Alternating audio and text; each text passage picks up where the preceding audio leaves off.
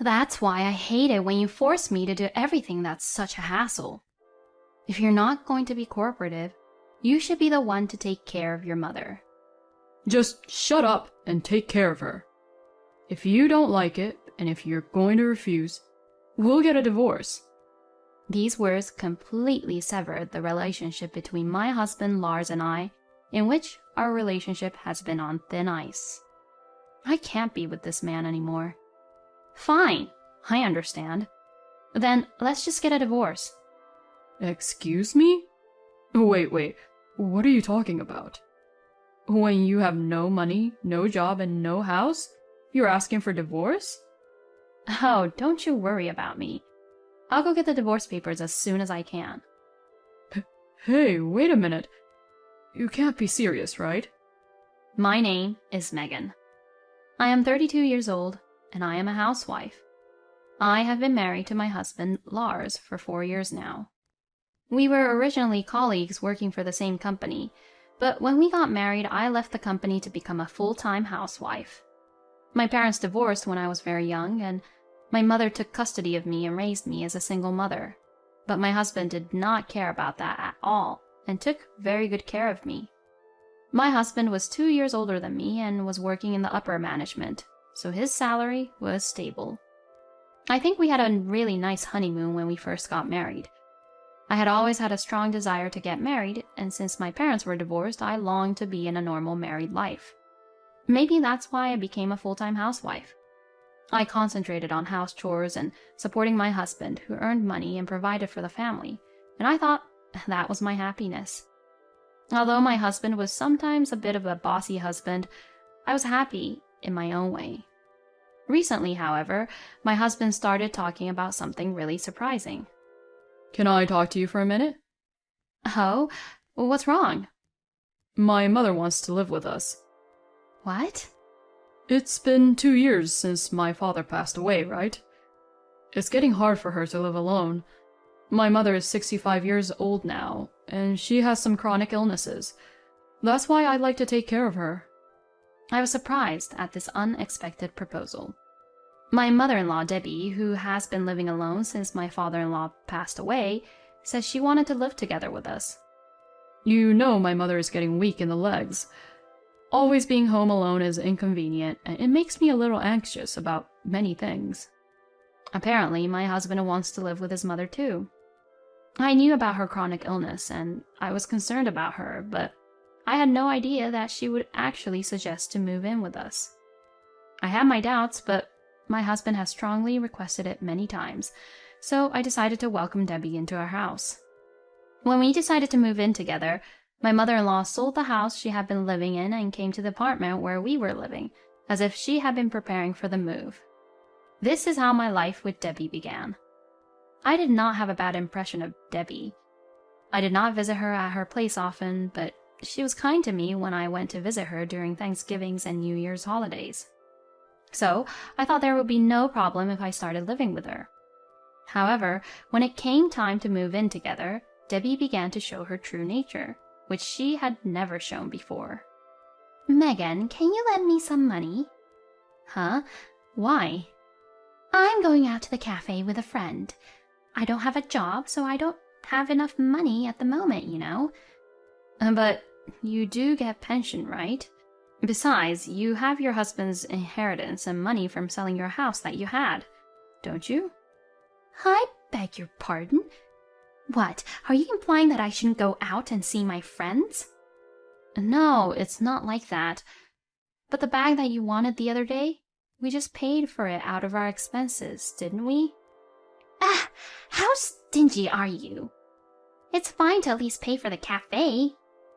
I'm going to tell Lars about this. You're a housewife in the first place, so it's Lars who's actually paying for it anyways." "That's true. But my husband entrusted me to manage the family finances.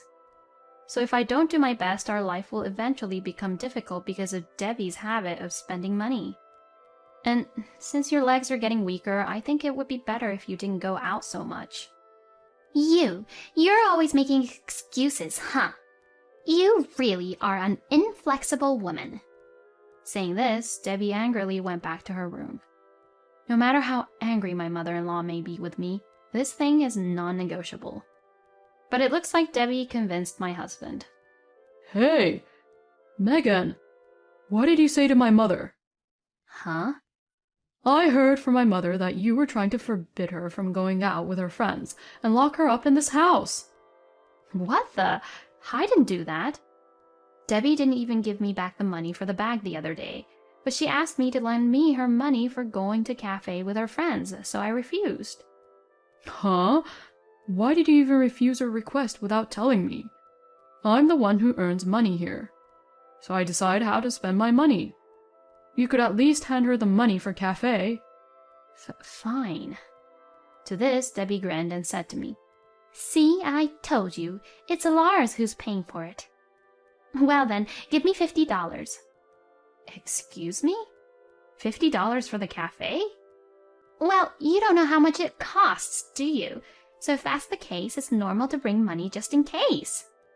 "Yes, but..." Just give her $50. God, I really didn't think that you were such a difficult wife. Huh? So it's all my fault then? Lars spoils his own mother too much. Wow, Lars, you must be having a really difficult time. All right, I'll step up here and educate Megan about being a wife. What? Mother, really? That would be great. It's for you, Lars. Of course I'd do that. Who do they think they are? I came to know not only Debbie's true nature, but also that my husband was a mama's boy. Having received permission from my husband, Debbie got carried away and began to behave more and more terrible towards me. She complained that my cooking was bad and tasteless. She complained that the vacuum cleaner was too noisy. She complained about the timing of my laundry, and she complained about my house chores. I am sure she doesn't like anything I do. Furthermore, it seems to feel like she is always acting like the guest of the house and never helps me with the house chores. I would appreciate it if she would do things like hang the laundry or wash the dishes, but no matter how much I asked her to do so, she always insists, "Don't abuse an old person like me who has chronic illnesses." No matter how much I tried to talk to her, she would eventually ask my husband for help and treat me like I was the bad guy. In the end, my husband gets angry with me and I end up feeling terrible. I guess this is exactly what being bullied by a mother-in-law must mean. Debbie's attitude is as bad as ever, and my husband takes Debbie's comments to heart and treats me like I'm a bad wife. If you annoy my mother too much, I'll kick you out of the house. He would even say such things like that. Debbie always smiles when she sees me getting yelled at by my husband. What in the world have I done? If I had been mean to Debbie, I would understand. But I do my house chores, manage the finances, feed my husband and mother-in-law well-balanced meals, and treat them normally. And yet, I can't stand the fact that they are so mean to me just because I am Debbie's daughter-in-law. I found myself in this situation for about 6 months. The stress from Debbie bullying me built up, and I finally developed a stomach ulcer. Initially, I was treated at a local clinic, but I needed to be hospitalized and was referred to a large hospital in town, where I was admitted. When my mom found out that I was hospitalized, she came to visit me every day, even though she lived far away from the hospital. As a result of the days I spent not feeling alive, I got sick and had to be hospitalized. I was quite depressed, but my mother's daily visits helped to heal my heart little by little. On the other hand, my husband and Debbie did not come to visit me. I ended up being in the hospital for 2 months, and during that time, they came to visit me only once. When I told them how long I was going to be in the hospital, my husband said, What? You won't be home for that long? Wow, you really are useless, huh? And Debbie would also say, "You don't have the guts. I'm in much worse shape than you." What do these people think I am? When my mother came to visit me afterwards, they would quickly leave. Seeing them leave without saying any proper greeting, I was disappointed not only in Debbie, but also in my husband. Just the thought of having to live with those people again after leaving the hospital was horrifying. Perhaps the reason I was in the hospital for so long was because I was thinking about that. Later, I was finally discharged from the hospital. When I called my husband, he said he understood and came to pick me up by car. I was thinking that he still had this kindness in him, and when he saw me as he picked me up, he said, "It was really difficult while you were gone, you know." When I asked him what he meant, he said that even in front of my husband, Debbie made him do everything, saying things like, "I can't cook today because my leg hurts," or "I need to take a break, so do the cleaning and laundry." So Lars had to do the house chores after work and on his days off, which was really hard for him because he didn't have time to rest. I was a little happy. My husband understood the hardships of doing house chores and dealing with Debbie. This would stop him from taking Debbie's side in everything, and he would listen to me. And my husband was actually kind to me even after I returned home. Whenever Debbie said something unreasonable, he would warn her, saying, "Mom, don't talk like that." Debbie looked frustrated and reluctantly did as my husband said.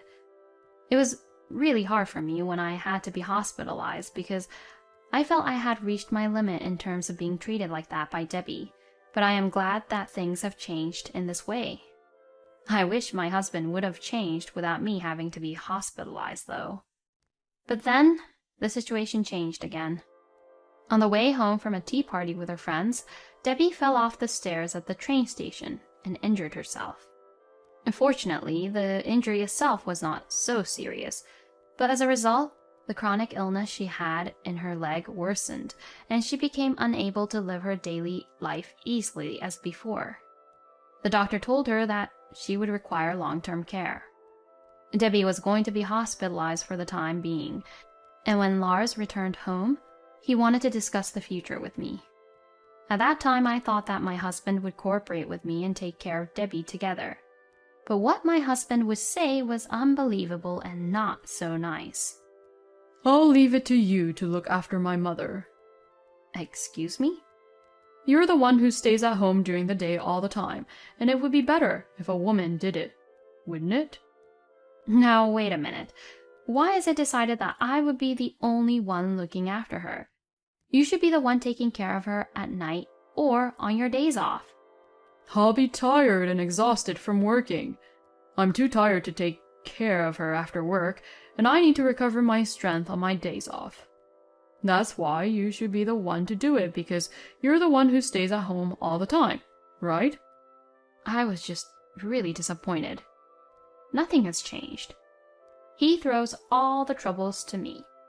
He would rather not take care of Debbie at all because of the mess he had to go through while I was in the hospital. "I'm counting on you to take care of my mother." My husband tries to end the conversation by saying that. No, I can't lose here like that. If you're forcing me into this like that, I won't take care of her. "Huh? What the hell are you saying?" Lars sounded irritated from what I said. "Don't be so selfish. Who do you think you owe your life to?"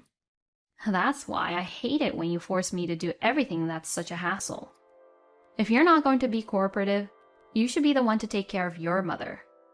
When I argued in this way, my husband says something outrageous. "Just shut up and take care of her. If you don't like it, and if you're going to refuse, we'll get a divorce."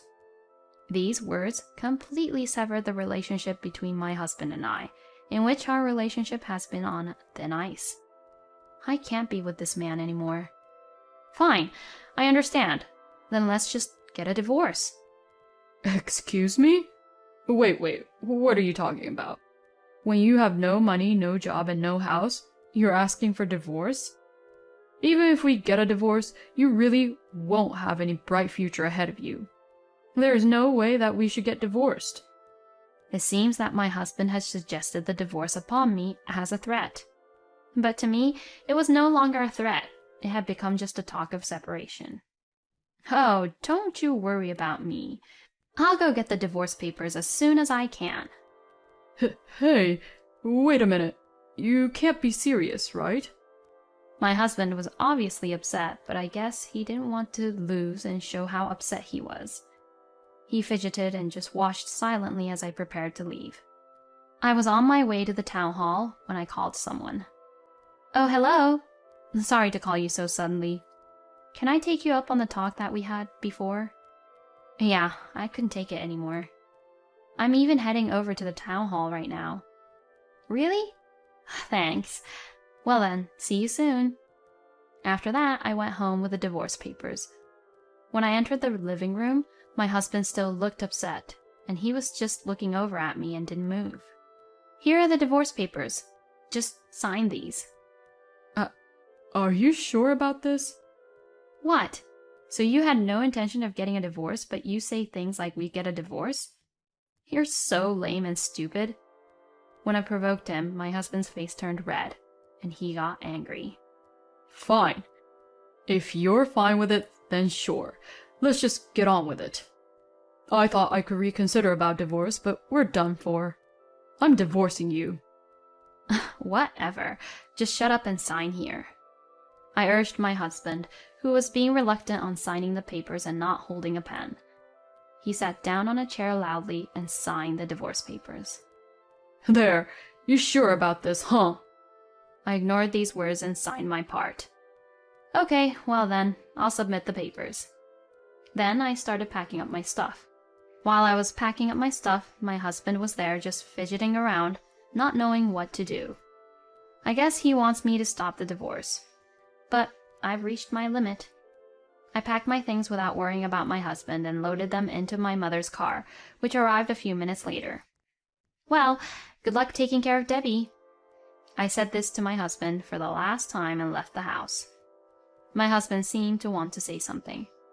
I laughed in the elevator, remembering my husband's facial expression, which was in a shock. I immediately filed the divorce papers, and my divorce from my husband was successfully finalized. Then, about 2 months later, I received a phone call from an unknown number. I thought it might be a work-related call, so I answered anyway. What the heck do you want from me? Hey, Megan, when will you come back here? Huh? What the heck are you saying? We got divorced, you know. And now we're strangers, you know. Oh, don't say that, and please, just come back. You've been a full-time housewife when you were with me, so you're only working part-time jobs, right? Even if your mother lived with you, it would be hard for you to make ends meet even if you both worked part-time jobs, since it's just you and your mother. I mean, you shouldn't even be worrying about me like that since we're divorced. Please, Megan, please, come back. Not only am I taking care of my mother with her leg injury, but she's also got dementia, and she's throwing tantrums all the time, and the house is a mess. Let's start over with our married life like the old days, where I earned a decent amount and you take care of the house. I couldn't help but laugh. You just want to have it easy for yourself, huh? I'm sorry to say this, but I'm working hard at my friend's company as a full-time employee at the moment.